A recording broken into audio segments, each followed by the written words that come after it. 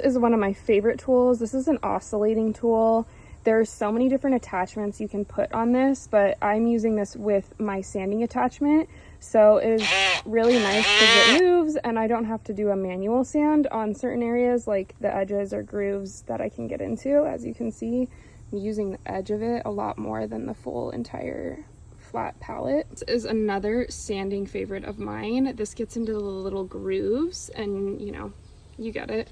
It's kind of spongy, it moves around, you can definitely manipulate it, but these little pieces come right off and then you can replace. So very handy little nifty tool for sanding.